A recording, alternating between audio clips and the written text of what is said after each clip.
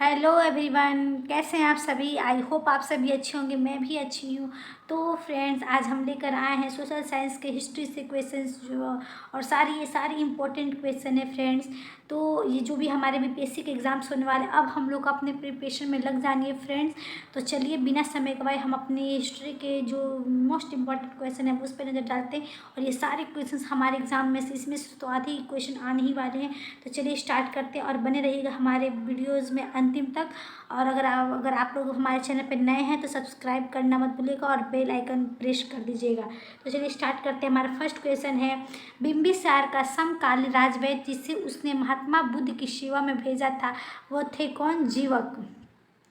Next हमारा है, बिंबिसार द्वारा अवंती के जिस पांडु रोग यानी कि जिसको हम लोग पीलिया या जॉन्डिस भी बोलते हैं, पीड़ित शासक की चिकित्सा के लिए अपने राज वैद्य जीवक को भेजा गया था, वह अवंती शासक था। किसका था? प्रद्योत था।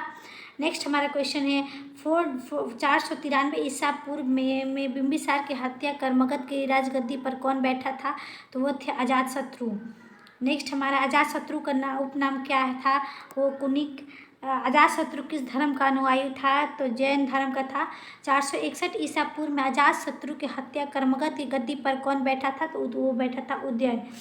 अजातशत्रु के पुत्र उदयन ने अपनी राजधानी कहाँ स्थानांतरित की? तो वो की थी पाटलिपुत्र में। ठीक है फ्रेंड्स, तो आप लोग याद रखिएगा कि अजातशत्रु के पुत्र थे उदयन, जिसको उदयन भी बोलते हैं, और ये ही उनके मृत्यु हत्या कर मगध की राजगद्दी पे बैठा था। नेक्स्ट है, उदयन अजातशत्रु जो था वो जैन धर्म से इम्प्रेस था। उदयन भी जो था वो और जैन धर्म का अनुयायी था। उदयन के शासनकाल की सर्वाधिक महत्वपूर्ण घटना क्या थी जिससे मगध उत्तरी भारत का सबसे अधिक विशाल तथा शक्तिशाली साम्राज्य बन गया? तो वो है अवंती का मगध में विलय। नेक्स्ट है, उदयन का पुत्र जो उसका उत्तराधिकारी बना, उदयन का जो पुत्र था उसके बाद का नागदशक जो है, उदयन के बाद नागदशक बना। ठीक है। नेक्स्ट है हमारा, 412 ईसा पूर्व में किसने हर्यक वंश के अंतिम शासक नागदशक को अपदस्थ कर मगध में शिशुनाग वंश की स्थापना की? तो वो थे शिशुनाग। नागदशक के ये मंत्री थे। नेक्स्ट है, शिशुनाग वंश का प्रथम शासक शिशुनाग ने अपनी राजधानी पाटलिपुत्र से कहाँ स्थानांतरित की? तो वो की थी वैशाली में। शिशुनाग का पुत्र उसका उत्तराधिकारी बना, वो थे कालाशोक। और नेक्स्ट है, कालाशोक ने अपनी राजधानी वैशाली से पुनः कहाँ स्थानांतरित किया? तो वो किए थे पाटलिपुत्र में। नेक्स्ट है, शिशुनाग वंश का अंतिम शासक किसे माना जाता है? तो वह है नंदीवर्धन को। नंद वंश का संस्थापक किसे माना जाता है? तो वह है महापद्म नंद को। महापद्म नंद द्वारा विजित प्रमुख राज्य कौन थे? जो पद्म नंद द्वारा विजित प्रमुख राज्य थे, कुरु, पंचाल, मिथिला, कलिंग। ठीक है, महापद्म नंद द्वारा विजित ये 4 राज्य थे, कुरु, पंचाल, मिथिला, कलिंग। इन चारों राज्य पे महापद्म नंद ने विजय हासिल की थी। नेक्स्ट हमारा क्वेश्चन है, नंद वंश का अंतिम शासक कौन हुआ? तो वह है घनानंद। नेक्स्ट है हमारा, घनानंद के शासक काल में किस यूनानी शासक का मगध पर आक्रमण हुआ था? सिकंदर। नेक्स्ट है हमारा, घनानंद को युद्ध में पराजित कर किसने मौर्य वंश की स्थापना की? चंद्रगुप्त मौर्य। मगध साम्राज्य के विस्तार की शुरुआत किस विजय से हुई तथा किस विजय से इसका अंत हुआ? तो इसकी मगध साम्राज्य के विस्तार की शुरुआत हुई थी अंग से, और लास्ट इसका युद्ध हुआ कलिंग, जो कि अशोक द्वारा हुआ था। नेक्स्ट है हमारा, मगध पर शासन करने वाला पहला गैर क्षत्रिय राजवंश कौन था? तो वह है शिशुनाग। पाटलिपुत्र किन नदियों के संगम पर बसा है? तो सोन व गंगा के नदियों पर संगम पे। प्राचीन काल में कुसुमपुर किस नगर का दूसरा नाम था? तो वो है पाटलिपुत्र। नेक्स्ट है, राजगृह का निर्माण किस शासक ने करवाया था? तो बिंबिसार ने। नेक्स्ट है, मगध साम्राज्य का सर्वाधिक विस्तार किसने किया था? तो मगध का किया था महापद्म नंद ने। बिंबिसार के राजवैद्य जीवक ने आयुर्वेद की शिक्षा कहाँ से ली थी? तो तक्षशिला विश्वविद्यालय से।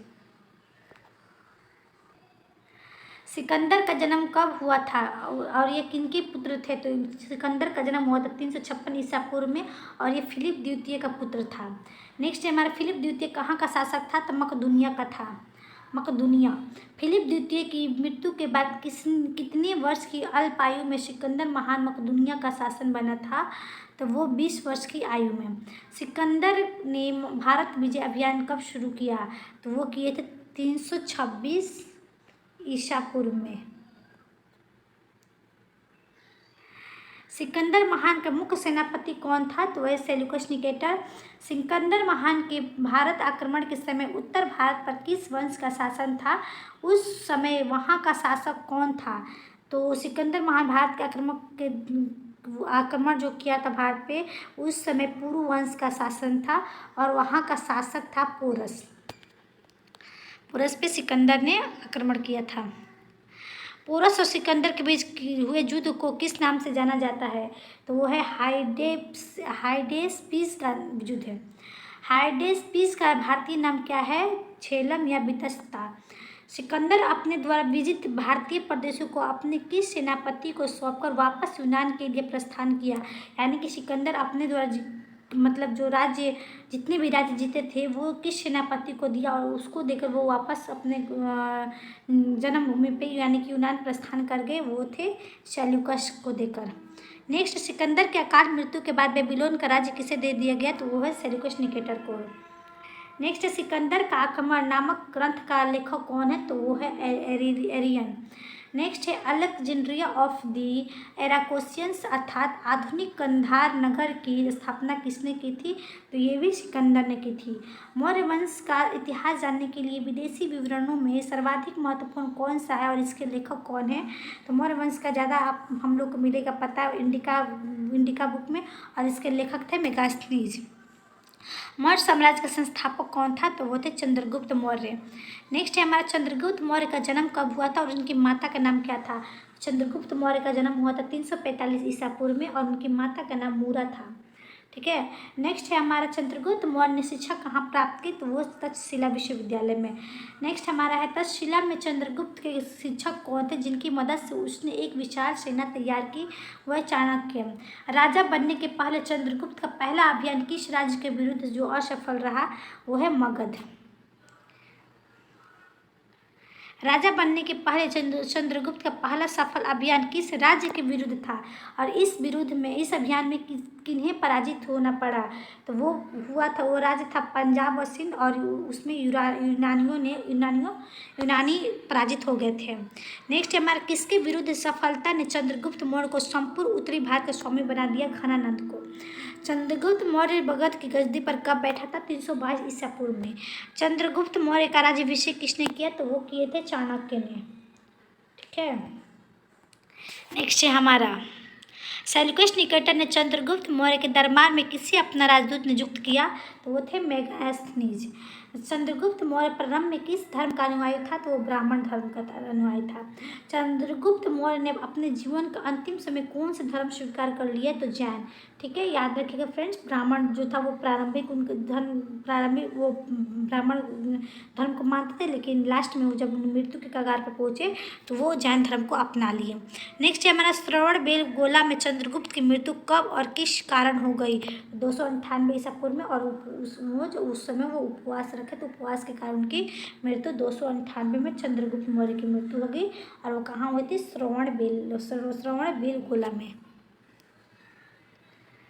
बिंदुसार मगध की गद्दी पर कब बैठा? तो वो 298 ईसा में, जब चंद्रगुप्त मौर्य मर गया। वायुपुराण में बिंदुसार को क्या कहा जाता है, कहा गया है? तो वो कहा गया भद्रसार, या इसका मतलब या फिर वारीसार। नेक्स्ट है हमारे यूनानी ग्रंथों के अनुसार बिंदुसार ने कौन सी उपाधि धारण की? तो वो की थी अमित्रघात का। इसका अमित्रघात का मतलब होता है वस्त्रु विनाशक, यानी कि वस्त्रु को मार गिराना। जैन ग्रंथ बिंदुसार को क्या कहते हैं? तो उनको कहते हैं शीशे। बिंदुसार के राज दरबार में आने वाला मिस्र के सम्राट टॉलमी द्वितीय फिलाडेल्फस का राजदूत कौन था? तो डायोनियस था।